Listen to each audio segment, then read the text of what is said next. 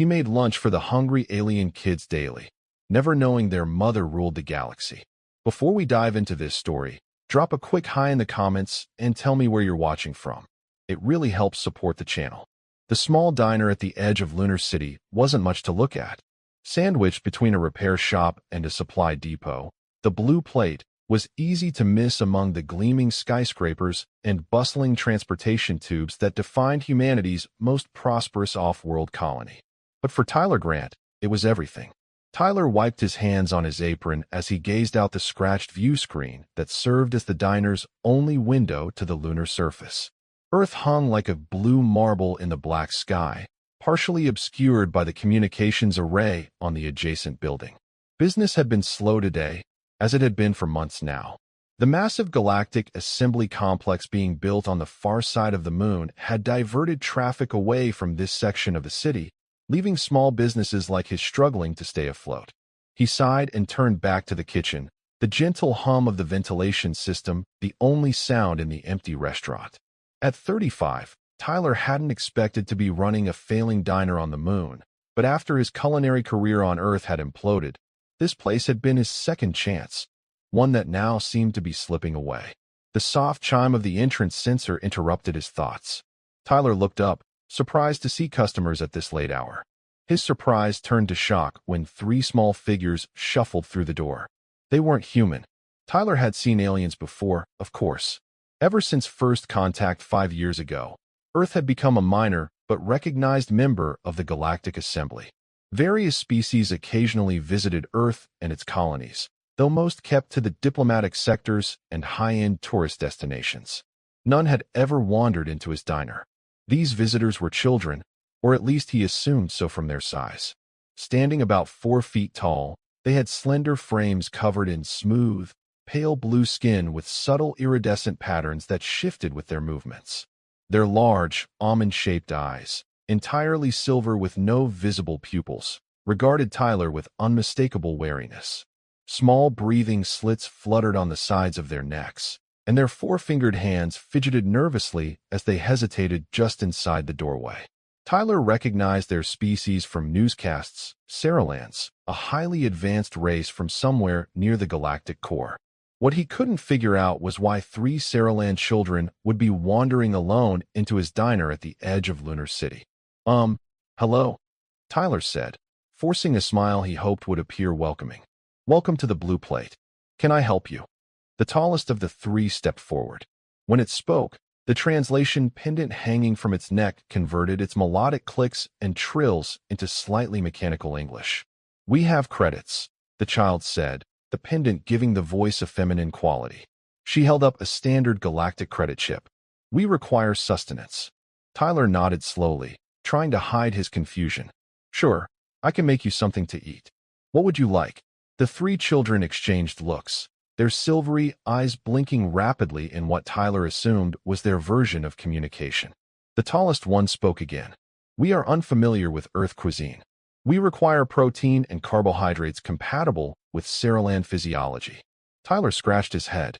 I don't know much about Saralan dietary needs. Let me check my system.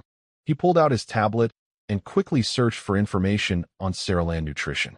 Thankfully, as part of Earth's integration into the galactic community, basic xenobiological data had been made available to food service establishments. Okay, he said after a moment. Looks like you can eat most Earth proteins and carbohydrates. You need to avoid dairy and nightshades. That's things like tomatoes and peppers. But otherwise, you're pretty compatible with our food. He looked at them with renewed confidence. How about I make you something simple to start? Maybe some chicken with rice and steamed vegetables. The children conferred silently again before the spokesperson nodded. That is acceptable. Great. Why don't you 3 take a seat? I'll have your food ready soon. The children chose a booth near the back of the diner, climbing onto the seats with cautious movements. Tyler couldn't help but notice their clothing, simple gray jumpsuits that looked like standard-issue uniforms rather than children's attire. More puzzling was their presence here, alone, without adult supervision. The Galactic Assembly Complex was at least 20 miles away on the far side of the moon, and he couldn't imagine what would bring these children to this forgotten corner of Lunar City. As he prepared their meal, Tyler occasionally glanced at the children. They sat rigidly at first, but gradually began to relax, looking around the diner with what appeared to be curiosity. The smallest one pointed at the vintage jukebox in the corner, and they engaged in what seemed to be an animated discussion. Tyler prepared a simple meal of grilled chicken cutlets, steamed rice, and a medley of vegetables, taking care to exclude any nightshades as the database had warned. He arranged the food neatly on plates, added a few herbs for color and flavor, and brought the meals to their table. "Here you go," he said, placing the plates in front of them. "Careful, it's hot." The children stared at the food with wide, silvery eyes. After a moment of hesitation, the tallest one picked up a fork and cautiously took a bite of chicken. Her eyes widened, and she made a soft, trilling sound that the translation pendant didn't convert. "Is it okay?" Tyler asked, worried he'd made some cultural or dietary mistake. "It is." The child paused, seemingly searching for the right word. "Pleasurable. The texture and flavor are harmonious." Tyler grinned. "That's good to hear. It's just simple food, but I'm glad you like it." The other two children began eating as well, and Tyler was amused to see them gradually increase their pace, their initial caution giving way to what appeared to be genuine enjoyment. "I'm Tyler, by the way," he said. "Tyler Grant. What are your names?" Again, that moment of silent communication before the tallest answered. "I am Alara. These are my siblings, Miran and Tasso." She gestured to the middle and smallest child respectively. "Nice to meet you all. If you don't mind me asking, what brings you to this part of Lunar City?" "It's pretty far from the assembly complex." The children tensed visibly.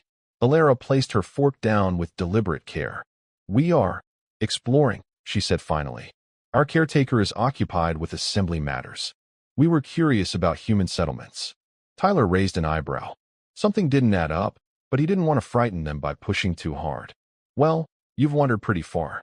This isn't exactly a tourist destination. Does your caretaker know where you are?" The children exchanged another look, and this time Tyler was certain he saw worry in their alien expressions.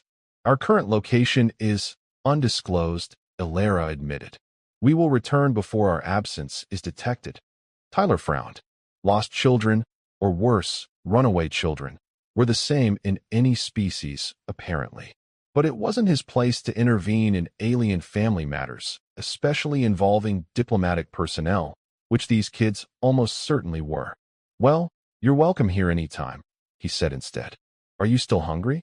I could make dessert, something sweet." The smallest one, Tasso, perked up noticeably at this, making a chirping sound that needed no translation.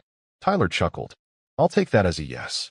He returned to the kitchen and prepared a simple fruit compote with berries and honey, checking the database to confirm the ingredients were safe for Saraland consumption. When he returned with 3 small bowls, he was rewarded with what he interpreted as looks of delight from the alien children. They ate their dessert with evident pleasure, and when they finished, Alara placed their payment chip on the table. The meal was satisfactory. "We thank you." "You're very welcome," Tyler replied, processing their payment.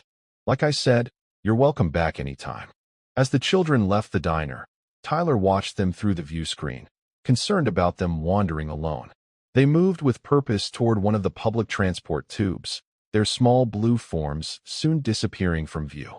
He shook his head, wondering about their story, but soon returned to the reality of his struggling business. One meal for 3 alien kids wouldn't save the blue plate, but it had certainly made for an interesting evening. Tyler would never have guessed that this chance encounter would completely transform his life. The next day, just before the lunch hour, the chime at the door sounded again. Tyler looked up from where he was wiping down the counter to see Alara, Miran, and Tasso entering the diner. Today they were accompanied by a 4th child, slightly smaller than Alara, but with the same iridescent blue skin. "Welcome back." Tyler greeted them with genuine pleasure. The diner was empty again, and he was happy for the company and the business. "We have returned for more sustenance," Alara announced, gesturing to their new companion. "This is Kren." We informed them of the pleasurable food experience. "Nice to meet you, Kren," Tyler said. "I'm glad you enjoyed the food yesterday. What would you like today? Can you provide the same meal?" Alara asked. Tyler considered this. "I could, but there are lots of different Earth foods you might enjoy. Would you like to try something new?" The children conferred in their silent way before Alara nodded. We will experience New Earth cuisine. Great, Tyler said. How about sandwiches today? Grilled chicken with fresh vegetables on bread. And maybe some soup. After checking that all ingredients were compatible with Saraland physiology, Tyler set to work preparing their lunch. As he cooked, he observed the children settling into the same booth as yesterday, seeming more at ease in the environment now. The smallest one, Tasso, was showing Kren the vintage jukebox that had captured their attention before. When Tyler brought their food, he was rewarded with what he interpreted as expressions of delight.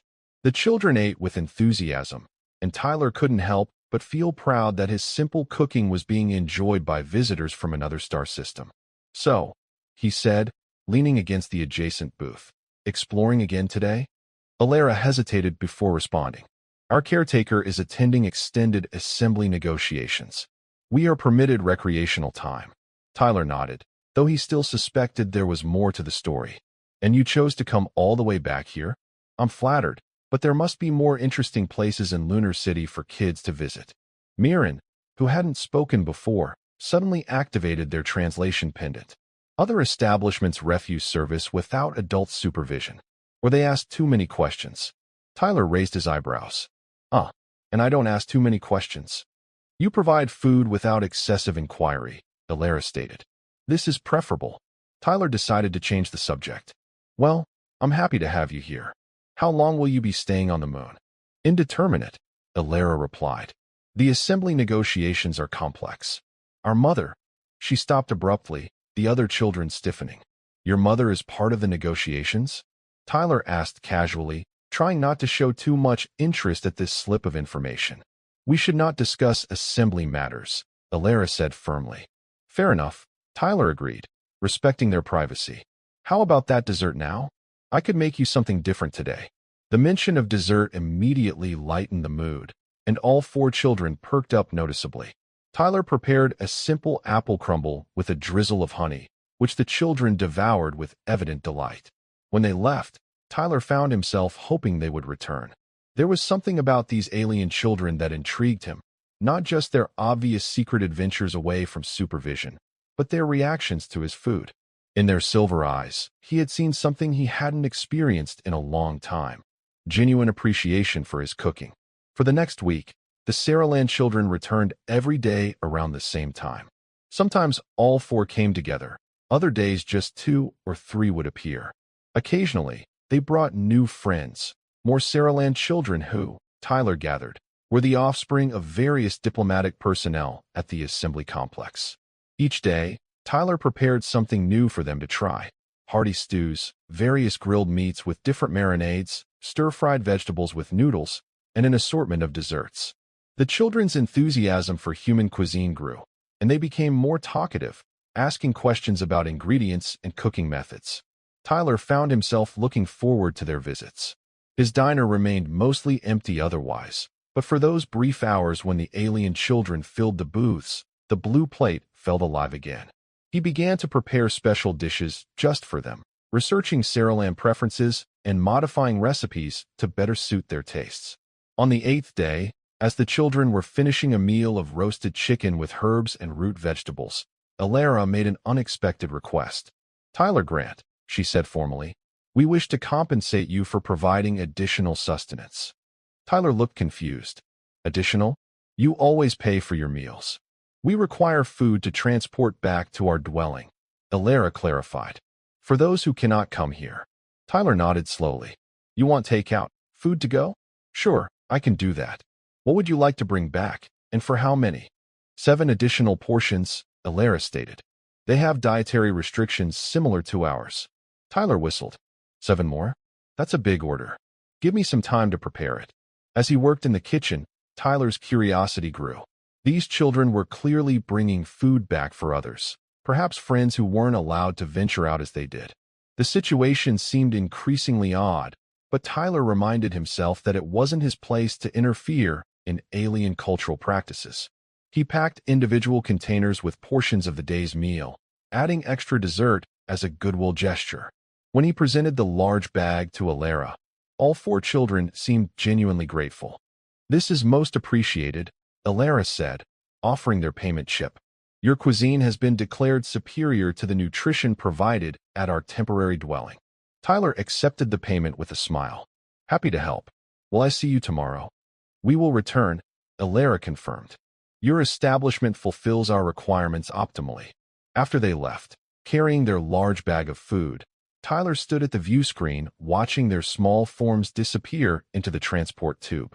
There was definitely more to these children and their story than they were letting on, but their visits had become the highlight of his days.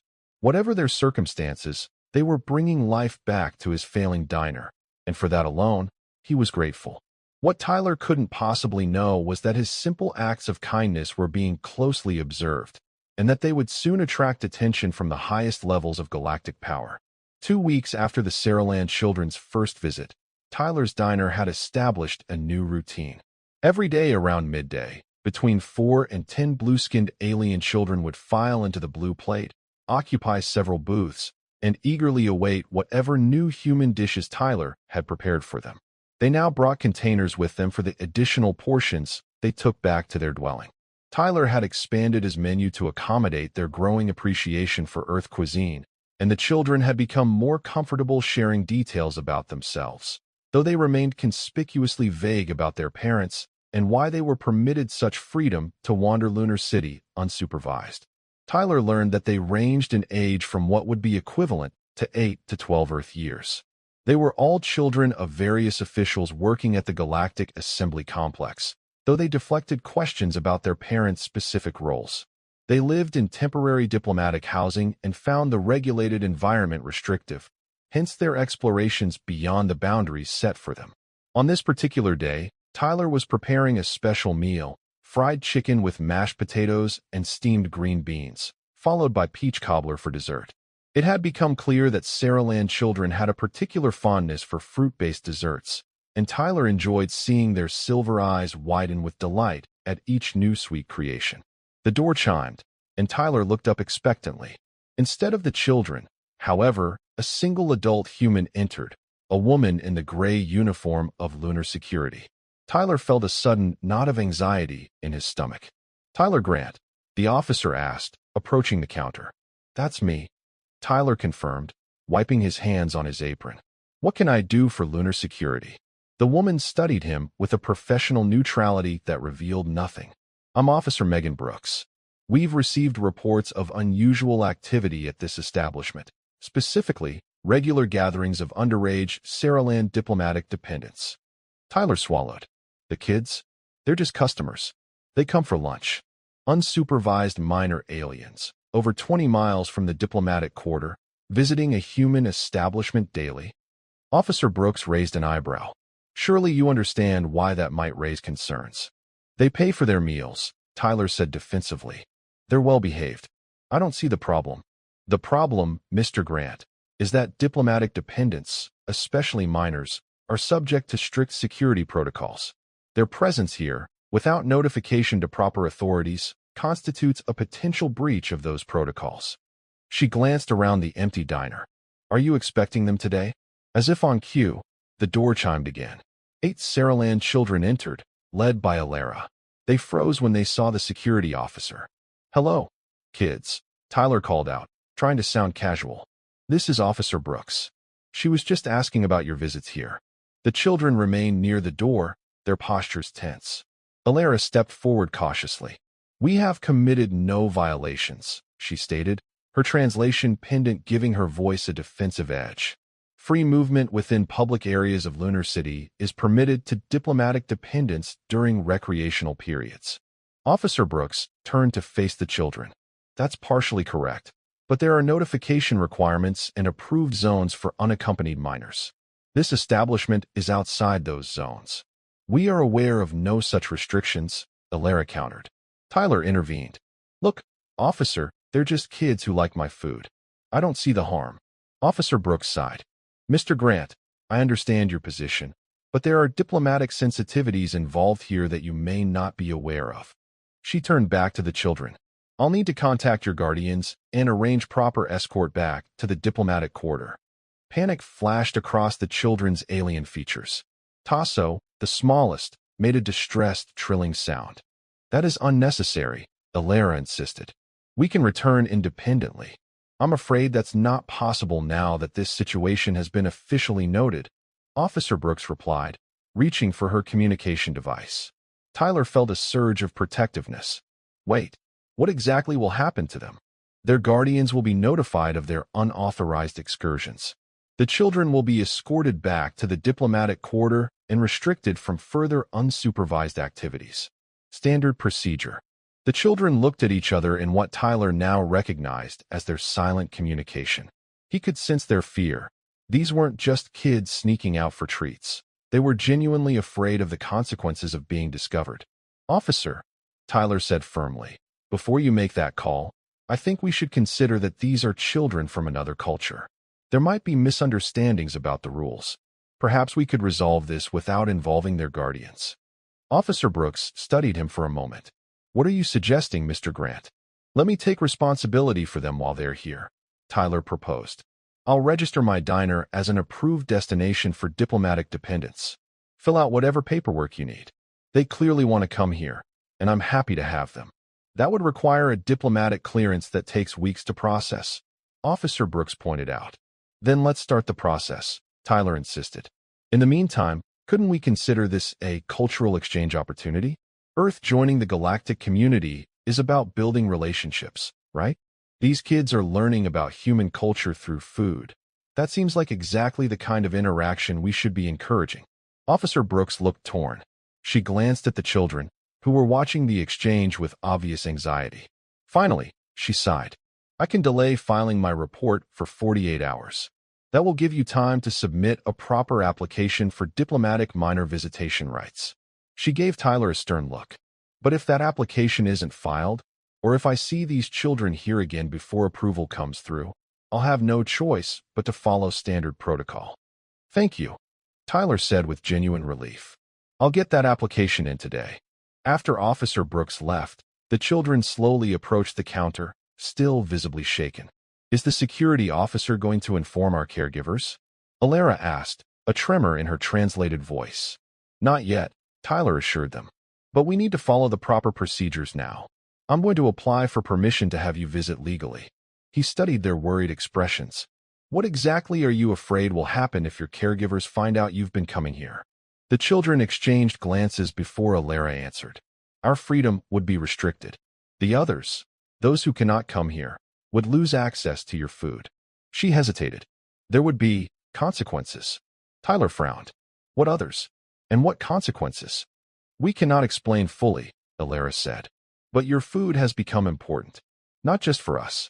She gestured to the large bag they had brought for takeout portions. For many. Tyler was about to press further when his tablet pinged with a notification. Someone had just made a massive deposit to the Blue Plates account. More credits than Tyler typically made in 3 months. What the? He stared at the screen in confusion, then at the children. Did you do this? We require your continued food preparation, Alara stated simply. This ensures your establishment remains operational. Tyler was stunned.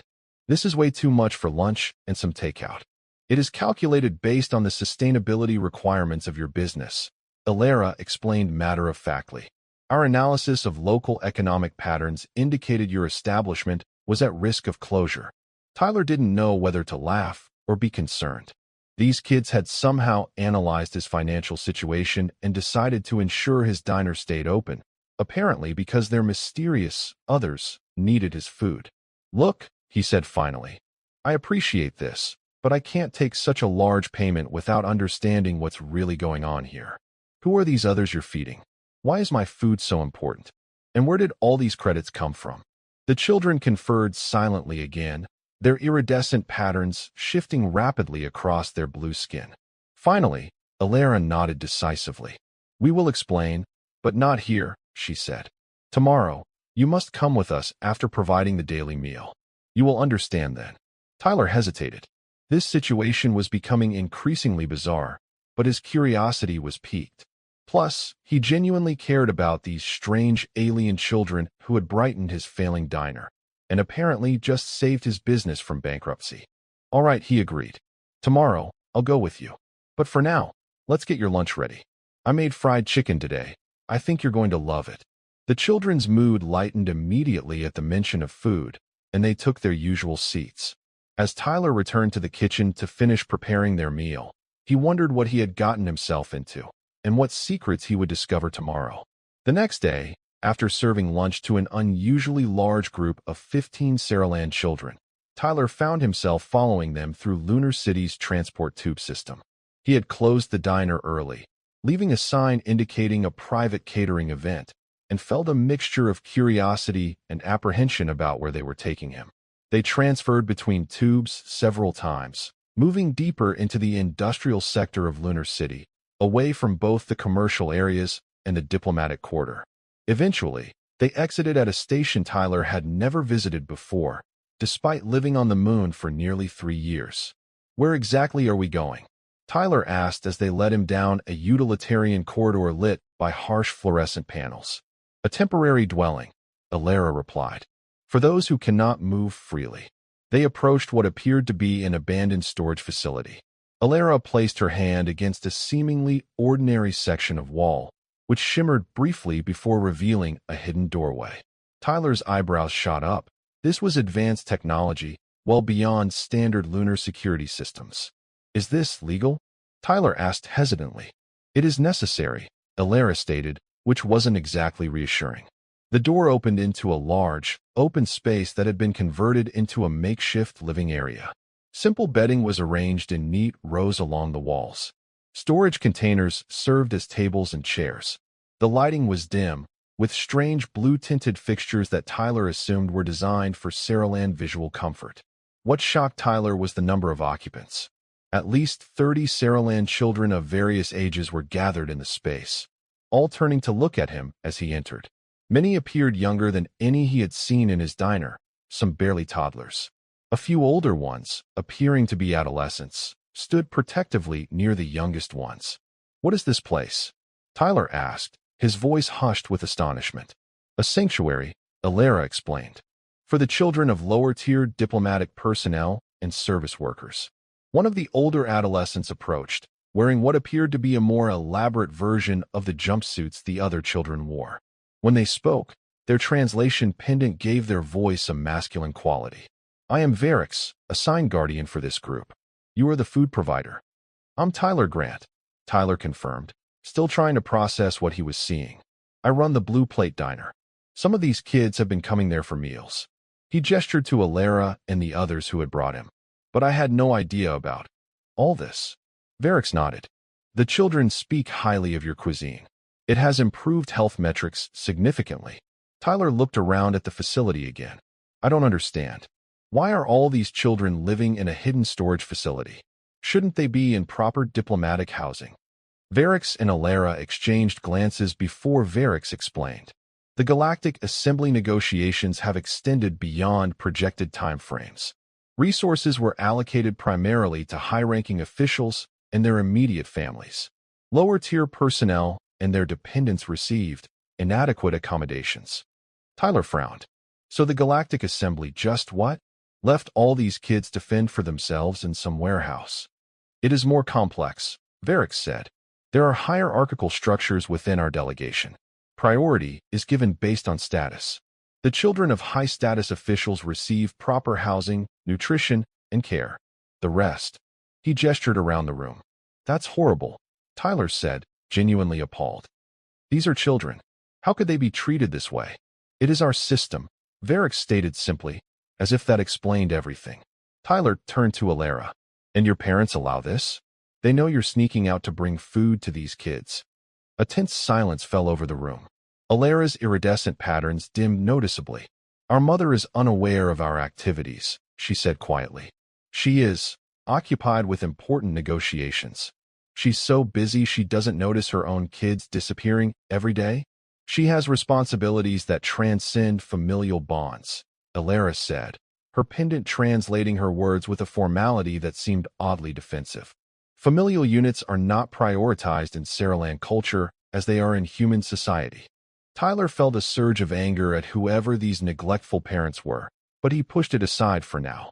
The immediate issue was the dozens of children living in this hidden facility, apparently dependent on the food he had been providing through their daily takeout orders. The nutrition dispensers provided to lower-tier dependents offer basic sustenance, but lack essential nutrients for developing Cerelands, Varix explained. Your food has proven more nutritionally complete. Health scans show improvement in all subjects since they began consuming it. Tyler looked at the container bags the children had brought from lunch today. He had prepared extra portions as usual, but nowhere near enough for all the children he now saw. How are you feeding everyone with what I send? He asked. We divide it efficiently, Varix said. Those with greatest need receive priority. Tyler ran a hand through his hair, overwhelmed by the situation, but knowing immediately what he needed to do. This isn't right, he said firmly.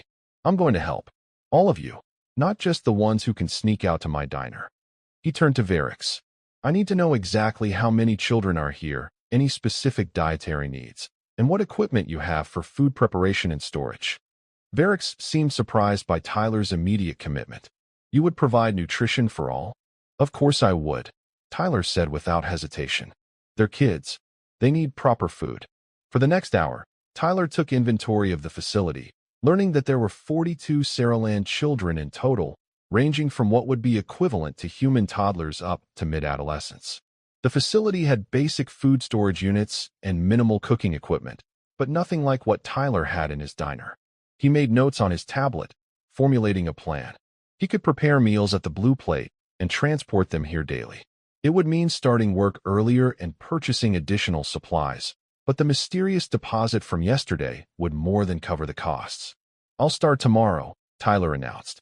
Proper meals for everyone, delivered here. And I'll figure out a better solution than dividing a few portions among dozens of kids. The children gathered around him, their silver eyes reflecting a mix of surprise and what Tyler interpreted as hope. A small Cereland, barely waist-high to Tyler, approached hesitantly and touched his hand. The gesture was so unexpectedly gentle and trusting that Tyler felt a lump form in his throat. Thank you, Tyler Grant, Alara said formally. Your assistance is significant. It's what anyone would do, Tyler insisted, though he suspected that wasn't true. The Galactic Assembly representatives certainly weren't doing it. As he prepared to leave, promising to return the next day with proper meals for everyone, Tyler realized he had stumbled into something far more complex than feeding a few alien kids who enjoyed his cooking. He was now effectively responsible for the welfare of dozens of neglected Cereland children, hidden away from official view.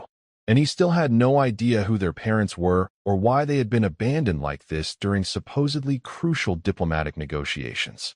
But whoever these negligent officials were, especially Alara's mother who couldn't be bothered to check on her own children, Tyler had some choice words for them, if he ever got the chance to meet them. Little did he know, that chance would come sooner than he expected, and in a way he could never have anticipated. Over the next 2 weeks, Tyler established a new routine. He rose before dawn to prepare large batches of nutritious meals, carefully crafted to meet Cereland dietary needs while still introducing them to Earth cuisine. By mid-morning, he had packed everything into insulated containers and loaded them onto a small cargo cart he had purchased specifically for this purpose. He kept the Blue Plate open for regular business, but his heart was now with the hidden Cereland children. He continued to serve lunch to the ones who visited the diner, maintaining appearances for Officer Brooks, who had approved his temporary diplomatic minor visitation permit. But his main focus was ensuring all 42 children in the warehouse received proper nutrition. Tyler's financial worries had disappeared. Every few days, a substantial deposit would appear in his account, always from an untraceable source, despite his protests to Alara that it was unnecessary. He used the funds to upgrade his kitchen equipment, purchase higher quality ingredients, and even hire a part-time assistant to help manage the diner while he focused on preparing meals for the Cereland children. During his daily visits to the warehouse, Tyler learned more about the Cereland delegation and the children's situation. The Galactic Assembly negotiations were apparently of critical importance. Something about Earth's position in a complex interstellar trade route and humanity's potential role in a broader galactic conflict that Tyler couldn't quite grasp from the children's limited explanations. What became increasingly clear, however, was the rigid hierarchy within Cereland society. The children in the warehouse were essentially invisible to the higher-tier officials, not intentionally neglected, but simply not considered important enough to merit proper attention, while more critical matters were being addressed. Tyler found this attitude appalling, especially regarding children, but he focused on what he could control, ensuring they were well-fed and as comfortable as possible in their hidden sanctuary. On this particular day, Tyler had prepared a special treat: honey-glazed chicken with roasted root vegetables, followed by apple crisp with a sweet cinnamon sauce that the Saraland children had especially enjoyed during previous meals. As he arranged the food on the makeshift serving tables in the warehouse, he couldn't help but smile at the excitement in the children's silver eyes. "Tyler Grant," Varix approached, his usual formal demeanor seeming more tense than usual. "There is a situation requiring your attention." Tyler looked up, concerned. "What's wrong?" "Higher inspection protocols have been initiated throughout Lunar City," Varix explained. "Security sweeps are moving through all sectors, including industrial zones." Tyler's stomach dropped. "They might find this place. What happens if they do?"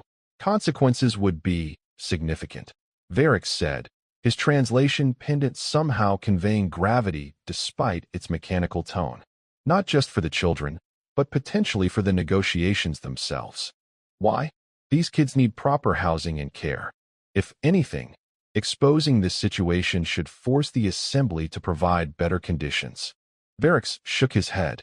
"You do not understand Saraland cultural dynamics. The revelation that lower-tier dependents were receiving unauthorized human assistance would create a diplomatic incident. It would be perceived as humans interfering in Saraland social structures." Tyler was baffled. Feeding hungry kids is interfering in social structures? That's ridiculous. "Nevertheless, it is reality," Varix stated. "We must relocate immediately." "Relocate? Where?" "There are 42 children here." Before Varix could answer, Alara hurried over, her iridescent patterns flickering rapidly in what Tyler now recognized as agitation. "Security officers have entered the lower level," she reported. "Estimated time to this section, 12 minutes. Varix turned to the other children, issuing a series of untranslated clicks and trills that sent them into immediate action, gathering minimal possessions and forming organized groups. "We have contingency locations," Varix explained to Tyler. "But transportation is problematic. We cannot use public transport tubes with security sweeps in progress." Tyler thought quickly. "My delivery cart can transport the smallest children. For the rest, I have an idea." He pulled out his tablet and made a quick call to his assistant at the diner. "Logan, I need a favor, a big one. Get the diner's transport van and bring it to the industrial sector, loading Bay 17C. Now, it's an emergency." After ending the call, Tyler turned back to Varix. "We can move everyone to my diner temporarily. It's small, but it has a storeroom and private back area. We can figure out a more permanent solution once the security sweeps pass." Varix hesitated, then nodded. "This is acceptable. We must move quickly." The next 20 minutes were controlled chaos as they organized the evacuation. The youngest children were loaded onto Tyler's cart, while Varix coordinated the others into groups that could move through the maintenance corridors without attracting attention.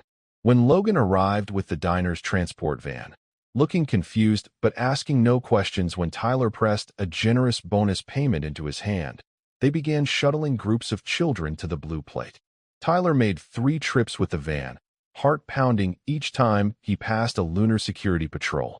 By some miracle, they managed to transport all 42 children to the diner without incident, cramming them into the storeroom and kitchen areas out of sight from the main dining room. "Keep the diner open as normal," Tyler instructed Logan, who was staring wide-eyed at the blue alien children now filling the back of the restaurant. "Act like nothing's unusual. I'll handle this." "Whatever you say, boss," Logan replied, clearly bewildered but cooperative. "But if lunar security comes asking questions, just send them to me," Tyler assured him. "And thanks. I owe you one." With the children temporarily safe, Tyler consulted with Varix about next steps. They needed a more suitable location, somewhere the children could stay comfortably until either the security sweeps ended or a better solution was found. "There's a vacant restaurant space 2 blocks from here," Tyler suggested. "It's been empty for months. It has kitchen facilities, bathroom facilities, and plenty of space." We could set up there temporarily. How would we gain access? Varix asked. Tyler grinned. The owner happens to owe me a favor. Let me make a call. By evening, Tyler had arranged for the vacant restaurant space to be rented for a private event lasting several days. He fabricated a story about catering for an off-world business group seeking privacy, and the owner, eager for any income from the long-empty property, agreed with minimal questions. Under cover of darkness, they moved the children again, this time to the more spacious and appropriate facility. Tyler supervised the arrangement of sleeping areas and ensured the kitchen was operational. By midnight, all 42 Saraland children were settled in their new temporary sanctuary. As Tyler was preparing to leave, promising to return in the morning with breakfast, Alara approached him. You have taken great risk to assist us, she said. Why? Tyler considered the question. Because it's the right thing to do. No child should go hungry or be left without proper care. Human, Saraland, or any other species. Alara tilted her head, studying him with her large silver eyes. Most humans would not involve themselves in alien matters to this degree. Maybe, Tyler shrugged, but I'm not most humans. And you kids aren't just alien matters to me anymore. He smiled at her. Get some rest. I'll see you in the morning. As Tyler walked back to his diner, he reflected on the bizarre turn his life had taken. A month ago, he had been the owner of a failing restaurant, serving occasional customers and wondering how long he could stay afloat. Now he was effectively running an underground operation to feed and house dozens of alien children, hiding from lunar security and, apparently, the Galactic Assembly itself. It was madness, of course. If he were caught, the diplomatic consequences could be severe. But when he thought of those silver eyes looking at him with trust and gratitude, he knew he couldn't have chosen differently.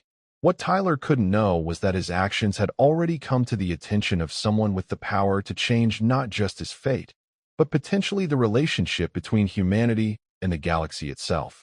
3 days after the emergency relocation, Tyler was preparing breakfast in the kitchen of the vacant restaurant that now served as the Saraland children's temporary home. He had just finished a batch of fruit-filled pastries that the children particularly enjoyed when the main door opened, and a tense-looking Varix hurried in. Tyler Grant, he said urgently, you must depart immediately. Tyler looked up in surprise, flour dusting his hands. What's wrong? Is security coming? No, Varix replied, his patterns shifting rapidly. High Command is coming. Here. Now. High Command. Tyler asked, confused. What's High Command? Before Varix could explain, the door opened again. 2 tall adult Saralands entered, wearing elaborate metallic uniforms unlike the simple jumpsuits of the children. They moved with military precision, scanning the room with cold silver eyes before taking positions on either side of the door. Tyler felt the blood drain from his face as a third figure entered. She was clearly Saraland, but unlike any Tyler had seen before. Taller than the guards, she wore an intricately designed suit that seemed to capture and reflect light in impossible ways. Her blue skin bore complex iridescent patterns that shifted with hypnotic elegance, and a diadem of what appeared to be crystalline material adorned her head. She carried herself with unmistakable authority, her very presence commanding the room. Most striking, however, was her face, and the immediate, shocking familiarity Tyler felt when he saw it. Though alien in its features, he recognized the same patterns, the same structure he had been looking at for weeks now in a smaller, younger form. This was Alara's mother. The resemblance was unmistakable. The Saraland woman surveyed the room with piercing silver eyes, her gaze falling first on the children, who had all dropped to one knee in what Tyler recognized as a gesture of extreme deference, and then on Tyler himself, still standing frozen by the serving counter with flour on his hands and shock on his face. You are the human called Tyler Grant, she said. Her translation device was far more sophisticated than the pendants the children wore, rendering her voice in perfect, accentless English that somehow conveyed both melody and steel. Tyler swallowed hard. Yes, and you are. I am Supreme Counselor Viziria, Sovereign of the Saraland Concordat, and Principal Negotiator for the Galactic Assembly. Her silver eyes bored into him. And you, human, have been feeding my children. Tyler's mind reeled. Supreme Counselor? Sovereign. The implications crashed over him in waves. Alara and her siblings weren't just the children of some mid-level diplomat. They were the offspring of what sounded very much like the ruler of the entire Saraland civilization. Your children, he managed to say, finding his voice. You mean Alara, Miran, and Tasso? Something flickered across Viziria's alien features. Surprise, perhaps, that this human knew her children by name. Yes, she confirmed. Along with Kren, my progeny. Tyler's shock gave way to a sudden surge of indignation. Your children have been sneaking out daily for weeks to get food from my diner. Food for themselves and dozens of other Saraland children who were living in an abandoned warehouse. If you're their mother, how could you not know this? The guards tensed visibly at his tone, but Viziria raised a hand slightly, stopping whatever intervention they might have considered. I am aware now, she stated coolly. What I wish to understand is why a human food preparer would involve himself so extensively in Saraland matters. Tyler gestured to the children around the room. Because they were hungry. Because they needed help. Does there need to be another reason? Viziria studied him with an intensity that made Tyler feel as though she could see through him entirely. After a long moment, she turned to one of the guards. Secure the perimeter. Ensure our privacy. The guards nodded and exited, leaving Tyler alone with the apparent ruler of the Saraland civilization and several dozen nervous-looking children. Viziria moved further into the room, her elaborate garments making no sound as she walked.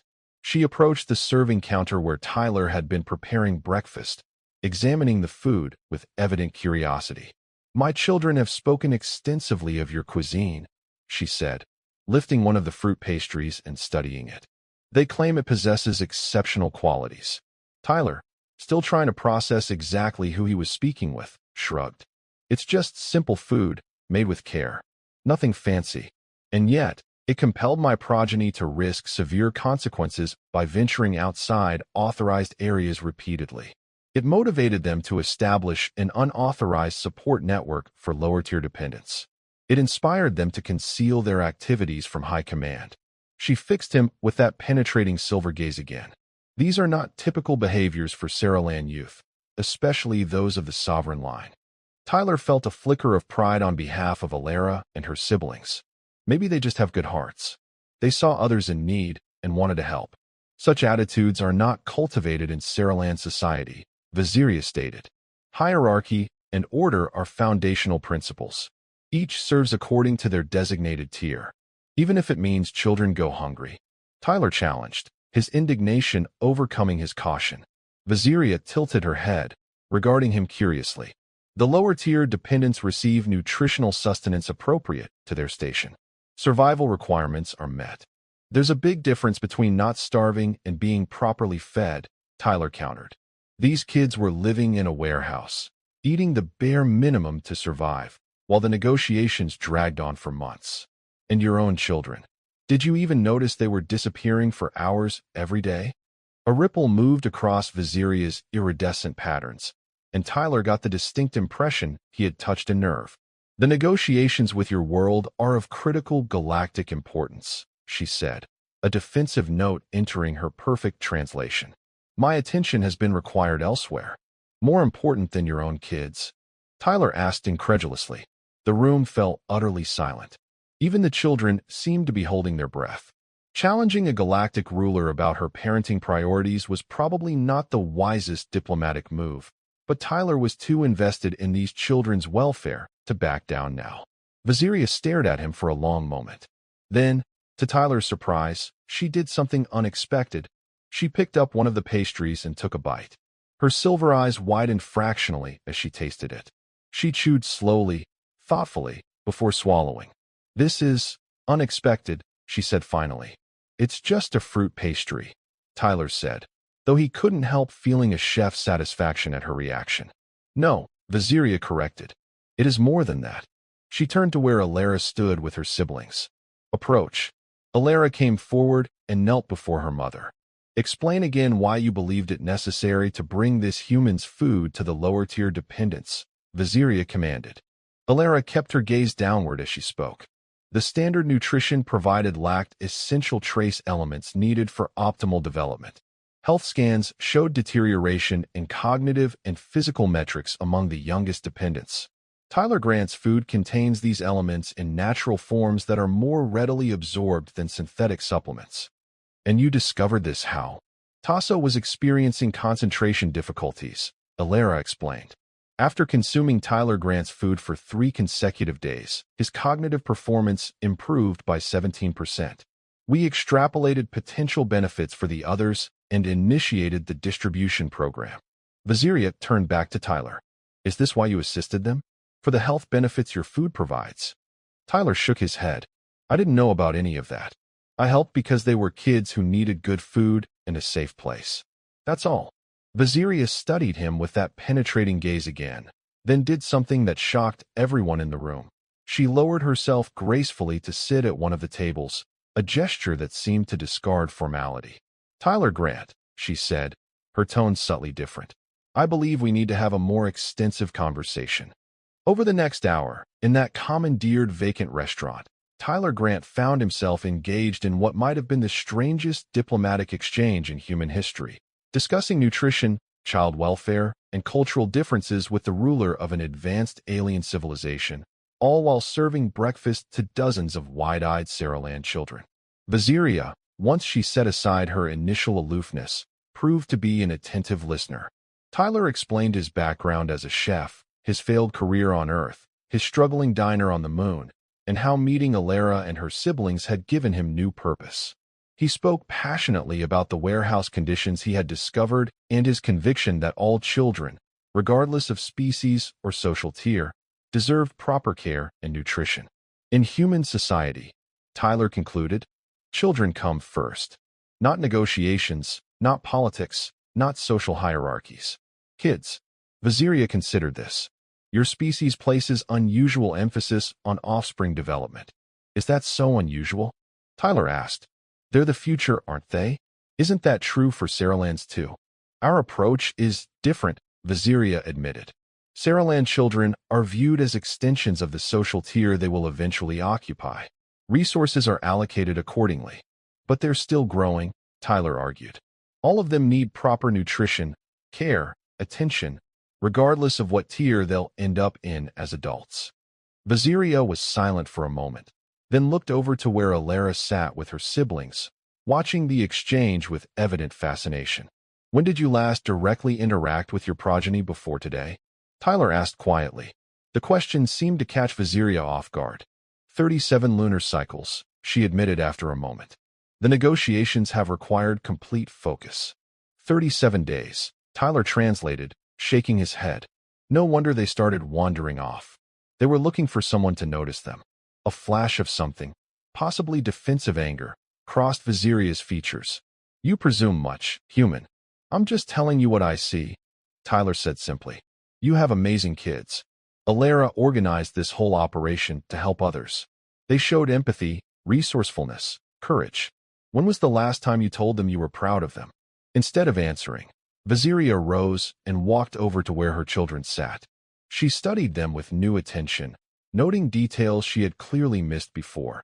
The way Alara protectively positioned herself slightly in front of her siblings, the eager intelligence in Tasso's eyes, the quiet determination in Mirren and Kren's postures. You created this system of food distribution without authorization, she stated, though her tone lacked the coldness from earlier. Yes, mother, Alara confirmed, her gaze still lowered. You risked disciplinary consequences to assist lower-tier dependents. Yes, mother. Why? Alara hesitated, then raised her eyes to meet her mother's. A breach of protocol that caused a murmur among the other children. Because it was necessary, she said simply, unconsciously echoing Tyler's own words. They needed help. Viziria was silent for a long moment. Then, to the astonishment of everyone present, she placed her hand gently on Alara's head, a gesture of approval and affection that made Alara's iridescent patterns brighten visibly. Perhaps, Viziria said quietly, there are elements of human social structure worth further examination. She returned to where Tyler stood, her demeanor subtly changed. Tyler Grant, I require your assistance in a matter of some delicacy. Tyler raised his eyebrows. wondering what could possibly come next in this already surreal situation. What kind of assistance? The Galactic Assembly negotiations have reached a critical stage, Viziria explained. Humanity's position within galactic society is being determined. There are factions with differing views on your species' readiness for full integration. What does that have to do with me? Tyler asked. I'm just a cook.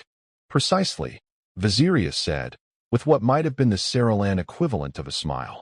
You are a cook who has demonstrated a fundamental aspect of human nature that many in the Assembly have questioned, your capacity for altruistic action across species boundaries. Tyler frowned, trying to follow her meaning. You're saying that because I fed some hungry kids, that somehow proves something about humanity? You did not merely feed some hungry kids, Viziria corrected. You risked security violations and potential diplomatic incidents to ensure the welfare of Saralan children. Not just any Saralan children, but primarily lower-tier dependents with whom you had no connection. You then extended this care to my own progeny, despite having no knowledge of their status. She paused, her iridescent patterns shifting into what Tyler had come to recognize as a thoughtful configuration. The prevailing concern among certain assembly factions is that humans, as a relatively young spacefaring species, possess insufficient capacity for genuine cross-species empathy. Your actions provide compelling evidence to counter this perception. Tyler was startled by the implications. Wait, are you saying my little lunch program for these kids might affect how the entire galaxy views humanity? It already has, Viziria stated matter-of-factly. I have transmitted observational data regarding your activities to the Assembly Leadership Council. Your behavior has become a significant discussion point in ongoing negotiations. Tyler ran a hand through his hair, feeling distinctly out of his depth. All I did was make lunch for hungry kids. Anyone would have done the same. That, Viziria said with unexpected intensity, is precisely the point. What you consider ordinary behavior represents an extraordinary perspective to many galactic civilizations. Most species confine their altruistic impulses to genetic or social in-groups. She gestured to the children gathered around the room. You saw no distinction between these children and human children in terms of their fundamental needs and rights to care. This perspective is valuable. Tyler wasn't sure how to respond to this. The idea that his simple act of feeding hungry children could have galactic implications seemed absurd. Yet the ruler of an advanced alien civilization was standing in front of him, apparently suggesting exactly that. So what happens now? He asked finally. I would like you to address the Galactic Assembly, Viziria stated, as casually as if she were asking him to prepare another batch of pastries. To explain your actions and perspectives regarding the children. To demonstrate the capacity for cross-species empathy that exists within humanity. Tyler stared at her in disbelief. You want me to speak to the Galactic Assembly? Me? I'm a diner cook, not a diplomat. That, Viziria said with what Tyler could have sworn was the Saralan equivalent of a smile, is precisely why it must be you.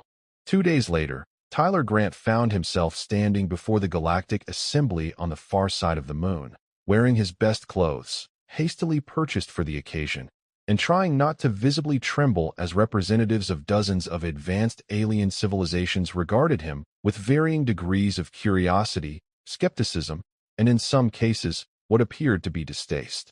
The assembly chamber was a marvel of alien architecture, a vast circular space with soaring crystalline structures that seemed to defy gravity. Tiered seating encircled a central speaking platform where Tyler now stood, feeling painfully ordinary and human amidst the exotic diversity of galactic representatives. Viziria had spent the previous day preparing him, explaining the protocol, and coaching him on how to address the assembly. She had been surprisingly patient, her initial coldness replaced by what Tyler interpreted as genuine respect. Her children, including Alara, who had been officially recognized as Tyler's formal liaison, had watched these preparations with evident pride and excitement. Now, as Tyler faced the assembled representatives of civilizations he could barely comprehend, he focused on the simple truth that had guided his actions from the beginning. Distinguished representatives, he began, his voice steadier than he felt. I stand before you not as an official diplomat or representative of Earth, but as an ordinary human who runs a small diner on the moon. I'm here because I made lunch for some hungry kids. A murmur rippled through the assembly at this direct, unpolished opening. Tyler continued, gaining confidence. About a month ago, 3 Saraland children wandered into my restaurant looking for food. I didn't know who they were or where they came from. I just knew they were hungry, so I fed them. They came back the next day with friends, and I fed them too. Eventually, I discovered they were bringing food back to dozens of other children who were living in inadequate conditions during these extended negotiations. Tyler glanced at Viziria, who stood on a raised platform to his right, her elaborate regalia identifying her as one of the highest-ranking officials present. She gave him an almost imperceptible nod. I've been told that my actions in feeding these children, finding them better shelter, and caring for their welfare have somehow become relevant to how you view humanity's readiness for fuller participation in galactic society. Honestly, that confuses me, because where I come from, helping hungry children isn't exceptional. It's just what you do. Tyler looked around the chamber, making eye contact with as many alien representatives as he could. I've learned that some species here question humanity's capacity for empathy beyond our own kind. You wonder if we can truly care about beings who don't look like us, who evolved on different worlds under different suns. Well, let me tell you something about humans. We can, and we do. He gestured to the Saraland children who had been permitted to attend, sitting in a special section near Viziria. Alara and her siblings sat at the front, watching him with those silver eyes that had become so familiar to him. I didn't help these kids because of some diplomatic calculation or political strategy. I helped them because they needed help. Because when I look at a Saraland child, or any child, from any world, I don't see an alien. I see a kid who deserves care, good food, and a safe place to grow up. That's not exceptional human behavior. That's just being human. Tyler paused, gathering his thoughts for what he felt was the most important part of his message. I've learned that some galactic societies operate on strict hierarchies, where resources and care are allocated based on social status or genetic lineage. I can't pretend to understand all your cultures or judge your ways. But I can tell you this. Humanity, for all our many flaws, believes at our core that every child has equal worth and deserves equal care. He turned slightly to face Viziria directly now.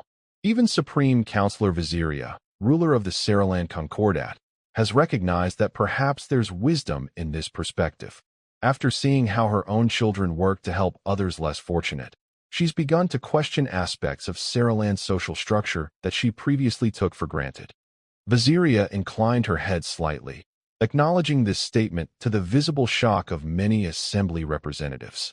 Tyler continued, his voice growing stronger. If that's the kind of empathy and adaptability you're looking for in deciding humanity's place in your galactic community, then you should know it isn't rare among us. It's who we are at our best. Not all of us, not all the time.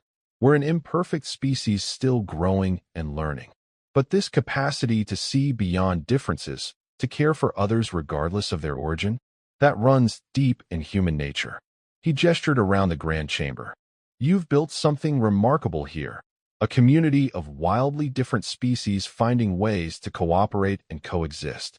Humans want to be part of that, not just for what we can gain, but for what we can contribute. And maybe, just maybe, one of those contributions is reminding even the oldest and most advanced civilizations that compassion doesn't need to be calculated or hierarchically distributed. Sometimes, it's as simple as making lunch for hungry kids, whoever and whatever they may be.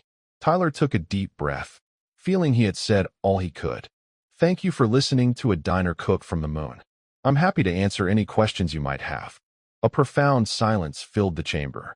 Then, to Tyler's surprise, Viziria rose from her seat and approached the central platform.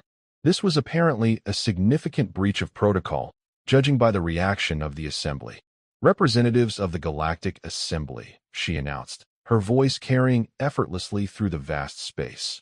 I, Viziria, Supreme Counselor of the Saraland Concordat, wish to formally revise the Saraland position regarding humanity's status within our collective. She gestured to Tyler. This human, through his actions towards Saraland children, including my own progeny, has demonstrated qualities that our initial assessments failed to properly value. Where we saw primitive emotionalism, we should have recognized profound empathic capacity. Where we saw disregard for hierarchical order, we should have recognized moral courage. Viziria turned to face the assembly directly, her iridescent patterns shifting into a configuration that Tyler had never seen before. I propose that humanity be granted full participatory status in the Galactic Assembly, effective immediately. Furthermore, I propose the establishment of a new interspecies initiative focused on child welfare throughout Assembly territories, to be jointly led by human and Saralan representatives. The chamber erupted in a cacophony of sounds as dozens of species reacted to this unexpected proposal. Tyler stood in stunned silence, unable to process the magnitude of what Viziria had just suggested. She turned to him, and for the first time since he had met her, her silver eyes held what he could only interpret as warmth. "Tyler Grant," she said, her voice pitched for him alone despite the chaos in the chamber. "It seems you have accomplished rather more than merely feeding some hungry children." Tyler managed a shaky smile. "I still think that was the important part." "Perhaps," Viziria acknowledged, "that is precisely why your species has so much to offer our galactic community." As the assembly gradually returned to order and formal deliberations on Viziria's proposal began, Tyler found himself surrounded by Alara, Mirren, Tasso, and Kren, the four children who had wandered into his failing diner and changed not only his life, but potentially humanity's place in the galaxy. "You did well, Tyler Grant," Alara said, her silver eyes shining with what Tyler now recognized as pride. "Thanks," Tyler replied, still somewhat dazed by the proceedings. "I just told the truth." "Truth served with care," Alara observed, "much like your food."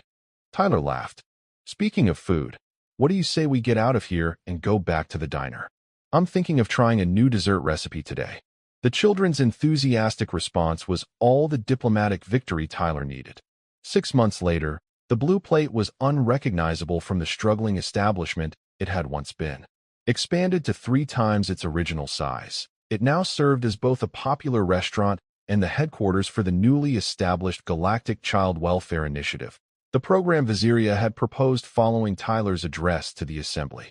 The initiative had transformed the lives of thousands of dependent offspring from dozens of species throughout Assembly territory, implementing what had come to be known as the human model of child care. The radical notion that all children deserved equal nutrition, education, and attention regardless of social status or genetic lineage.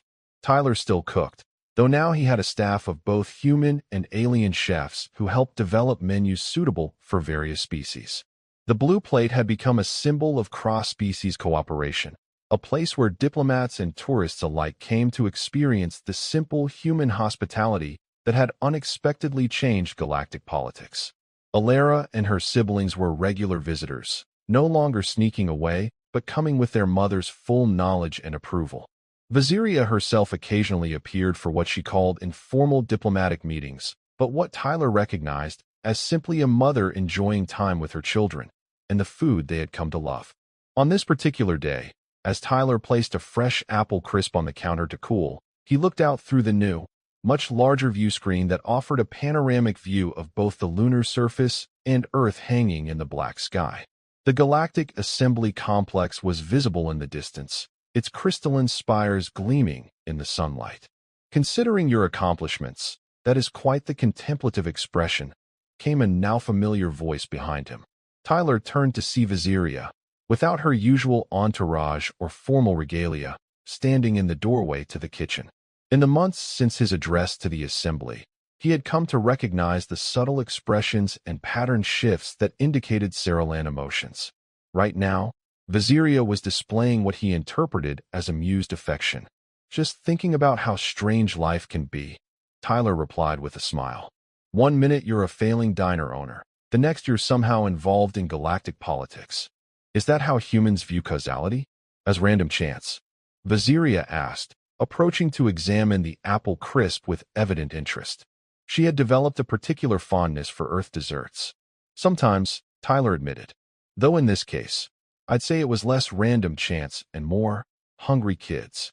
Viziria nodded, her iridescent patterns shifting into what Tyler now recognized as her thoughtful configuration. My offspring maintained that your decision to assist them was natural human behavior. The assembly researchers continue to debate whether such cross-species altruism is typical or exceptional among your kind. Tyler shrugged. Probably somewhere in between. We're not all saints, but most of us would help a hungry kid if we could, human or otherwise. A simple principle with profound implications, Viziria observed. Much like your cooking. Tyler laughed. I'll take that as a compliment. It was intended as such. Viziria glanced toward the dining area, where her 4 children were setting tables alongside human staff members. They have flourished under your influence. Especially Alara. The Assembly Education Directorate has noted her exceptional aptitude for cross-species relations. She was already exceptional, Tyler pointed out. She organized an entire underground food distribution network at what? The equivalent of 12 Earth years old? That kid's going to be a leader someday. Perhaps, Viziria agreed, with what Tyler now recognized as parental pride. Though I suspect she will choose her own path rather than following established Saraland traditions. Another human influence. Is that a bad thing? Tyler asked. Viziria considered this. 6 standard cycles ago, I would have said yes without hesitation. Now, her patterns shifted into a configuration Tyler had come to recognize as the Saraland equivalent of a smile. Now I find myself increasingly appreciative of human unpredictability. She reached into a fold of her garment and withdrew a small crystalline object, which she placed on the counter beside the cooling dessert. What's this? Tyler asked, examining the object, a translucent crystal etched with intricate patterns. Formal notification, Viziria explained. The Assembly has approved the expansion of the Child Welfare Initiative to 17 additional systems. You will be required to travel off-world periodically to establish training centers. Tyler's eyes widened. Off-world? You mean beyond the moon? To other star systems? Is this surprising? Viziria asked. You are the principal human representative of the initiative. Your direct involvement is considered essential to its implementation. Tyler stared at the crystal, then back at Viziria. I never imagined I'd travel to other stars. I'm just a cook. You are considerably more than just a cook, Tyler Grant, Viziria stated firmly. Though your modesty is noted as another curious human trait. She glanced again toward the dining area, where Alara was now demonstrating proper table setting to a younger human staff member. My offspring have requested to accompany you on these missions, as initiative participants, not merely as observers. Tyler smiled. I'd like that. They've got a lot to offer.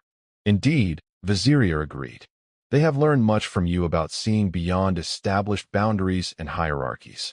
Perhaps there is still more for them to learn and to teach. She turned to leave, then paused. My administrative schedule permits me to join them on the initial mission.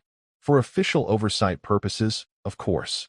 Tyler recognized this for what it was, a mother finding a diplomatic excuse to spend time with her children, and perhaps with the human who had changed her perspective on what that relationship could mean. Of course, he replied with a knowing smile.